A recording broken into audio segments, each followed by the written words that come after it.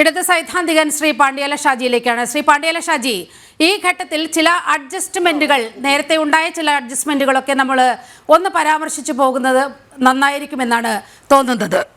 ഒന്ന്, ടി.പി. ചന്ദ്രശേഖരൻ വധക്കേസ്. അതിൽ P K Kunhanandan, Karayi Rajan, Karayi Chandrasekharan ഇവിടെ എത്തിയപ്പോഴത്തേനും വലിയൊരു അഡ്ജസ്റ്റ്മെന്റ് CPM നടത്തുന്നു എന്നൊക്കെയുള്ള വാർത്തകളൊക്കെ അന്ന് പുറത്തു വന്നതാണ്. അത് ചില നേതാക്കളിലേക്ക്, സംസ്ഥാന നേതാക്കളിലേക്ക് എത്താതിരിക്കാൻ അവിടെ ബ്ലോക്ക് ചെയ്യപ്പെട്ടു.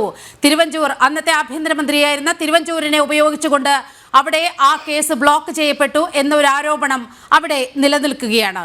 പെരിയ കേസിലും സമാനമായ ചില ഇടപെടലുകൾ ഉണ്ടായി എന്നാണ് മനസ്സിലാകുന്നത്. ഇന്ന് BJP സംസ്ഥാന അധ്യക്ഷൻ കെ സുരേന്ദ്രൻ സൂചിപ്പിച്ചതും ആ ഒരു അഡ്ജസ്റ്റ്മെന്റിനെ കുറിച്ചാണ്. ഈ പ്രതിപട്ടികയിൽ നിന്നും ഒഴിവാക്കപ്പെട്ടവരുടെ കൂട്ടത്തിൽ അവിടുത്തെ CPM-ന്റെ വലിയ നേതാവ് MV ബാലകൃഷ്ണൻ കൂടി ഉണ്ട് എന്നാണ് നമുക്കിപ്പോൾ മനസ്സിലാകുന്നത്. അങ്ങനെയെങ്കിൽ വലിയൊരു അഡ്ജസ്റ്റ്മെന്റിന് ശ്രമം ടി.പി. ചന്ദ്രശേഖരൻ കേസിലേതുപോലെ പെരിയയിലും നടന്നിട്ടുണ്ടാകാൻ ഇടയില്ലേ?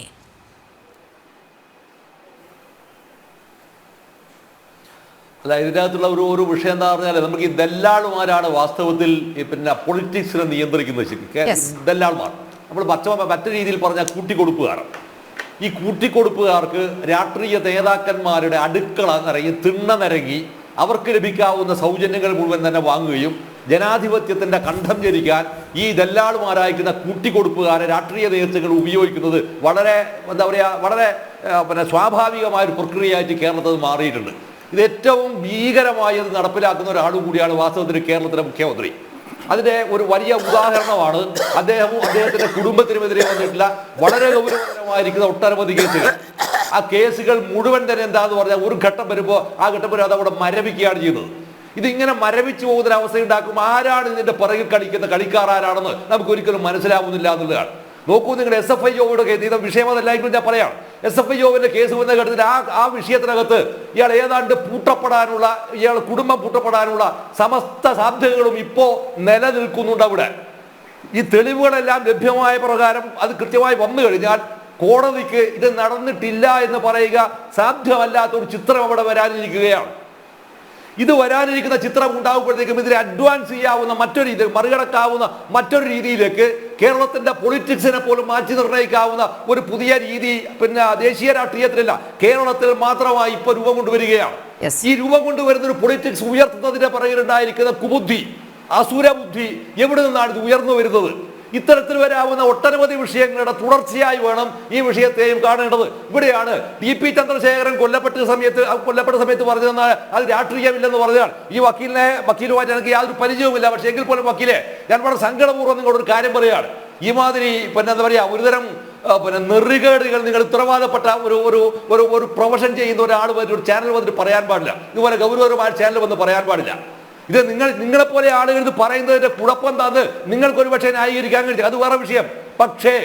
പക്ഷേ ജനാധിപത്യം എന്ന് പറയുന്ന സംവിധാനത്തെ ഇങ്ങനെ അട്ടിമറിക്കാനുള്ള കോടിക്കണക്കിന് രൂപ സംസ്ഥാന സർക്കാരിന്റെ ഖജനാവിൽ നിന്ന് എടുത്തുകൊണ്ടുപോയി ചെലവഴിച്ചിട്ട് അട്ടിമറിക്കുമ്പോൾ നിങ്ങൾ ചെയ്യുന്നത് ആരെ രക്ഷിക്കാനാണ്? എന്തിനെ രക്ഷിക്കാനാണ്? ഈ പാർട്ടി തരിമ്പ് പോലും മാറിയിട്ടില്ലാത്തുള്ളൊരു തെളിവല്ലേ വക്കീലെ ഈ ദുരന്തം? അല്ലേ, ടി.പി. ചന്ദ്രശേഖരൻ കൊലക്കേസ് നടന്നതിലും ആ വധത്തിന് ശേഷമെങ്കിലും നിങ്ങൾ മാറണ്ടേ?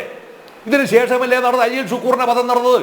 അതിനുശേഷമല്ലേ ഷുഹൈബിന്റെ വധം നടന്നത്? എത്ര കൊലപാതകങ്ങൾ! ഇതെല്ലാം നടന്നിട്ട് പോലും യാതൊരു ലജ്ജയും ഉളുപ്പുമില്ലാതെ അതിനെ ന്യായീകരിക്കാൻ എന്ത് ചെയ്യാതെ കോടതിയെ സമീപിക്കാൻ പോവുകയാണ്. നിങ്ങൾ ആരുടെ പക്ഷത്താണ് നിൽക്കുന്നത്? ഇതാണ് അടിസ്ഥാനപരമായ ചോദ്യം. ഈ ചോദ്യത്തിന് മറുപടി പറയുമ്പോൾ നിങ്ങൾ വളരെ സ്വാഭാവികമായി അങ്ങ് പറയുകയാണ്. എന്താ പറയുന്നത്? ഇതൊന്നും അല്ല നടന്നിട്ടുള്ളത് എന്ന് പറയുന്നത്. ഈ വാദം ഉന്നയിക്കുന്നത് വാസ്തവത്തിൽ കേരളത്തിലെ ജനങ്ങളോടും പൗരബോധമുള്ള മനുഷ്യരോടും കാണിക്കുന്ന മഹാക്രൂരത. ഒറ്റൊരു പോയിന്റ് കൂടി, ഇത് തന്നെയാണ് എവിടെയും വരുന്നതെന്ന് ഇപ്പോ നവീൻ ബാബുവിന്റെ ആത്മഹത്യയുടെ വിഷയത്തിനകത്തും വരുന്ന ഇതേ സംഭവം തന്നെയാണ്. ഇവിടെയും വരുന്നത് എന്താണ്? പുതിയ കഥ ഉണ്ടാക്കുക, അത് അട്ടിമറിക്കാൻ നോക്കുക. ഇതിൽ ആര് വരുന്നു? ക്രൈംബ്രാഞ്ച്. ഏത് ക്രൈംബ്രാഞ്ച്? എന്ത് ക്രൈംബ്രാഞ്ച്? ഒരു ക്രൈംബ്രാഞ്ചും ജനാധിപത്യം ഒരു മാന്യമായിട്ട് അന്വേഷിക്കില്ല. ഇത് അന്വേഷിക്കാതെ വരുന്നപ്പോഴാണ് CBI ചോട്ടായി സാധനം കിട്ടിയത്. പിന്നെ ഈ പറയുന്ന തെങ്ങും കൊല ചെറുന്ന പോലെ ഉത്തവ പ്രഖ്യാപിച്ചു കൊടുന്നല്ലേ? ഉത്തവ പ്രഖ്യാപിക്കുമ്പോൾ നമ്മൾ തിരിച്ചറിയുന്ന ഒരു കാര്യമുണ്ട്.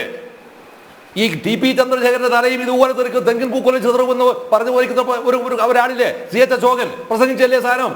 ഈ അശോകൻ അവസാന ഘട്ടത്തിൽ എങ്ങനെയാ മരിച്ചത് നിങ്ങൾക്ക് അറിയാം, എനക്കും അറിയാം. നിങ്ങൾക്കറിയാം എനക്കറിയാം എങ്ങനെയാണ് മരിച്ചതെന്ന്. ഈ മരണത്തിനകത്ത് പോലും വളരെ സ്വാഭാവികമായി വരാവുന്ന വലിയ ഗൗരവതരമായിരിക്കുന്ന ദുരൂഹതകൾ അതിനകത്തുണ്ട്. ഇത് തന്നെയാണ് കുഞ്ഞനന്തന്റെ കാര്യത്തിലും അങ്ങനെ ചില ദുരൂഹതകളൊക്കെ ഉണ്ടായിരുന്നു. ശ്രീ പാണ്ഡ്യാല ഷാജി, കുഞ്ഞനന്തന്റെ മരണത്തിലും അങ്ങനെ ചില ദുരൂഹതകളൊക്കെ പല കോണുകളിൽ നിന്നും ഉയർന്നു വരുന്ന സാഹചര്യമുണ്ടായി.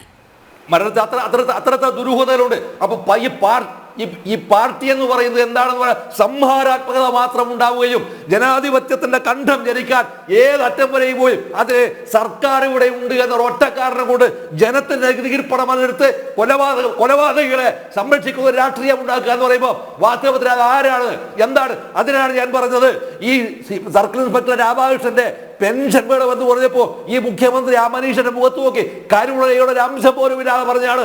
എന്നാൽ ഏറ്റവും നല്ലത് അതുവേ നോക്കി ആത്മഹത്യ ചെയ്തതാണ്. അവിടെയാണ് ഞാൻ പറഞ്ഞത് ബൂട്ട് കൊണ്ട് അവരുടെ മുഖമടക്കി ചവിട്ടേണ്ടതായിരുന്നു എന്ന അഭിപ്രായം പറഞ്ഞാൽ അവിടെയാണ്. അതാണ് ജനാധിപത്യം.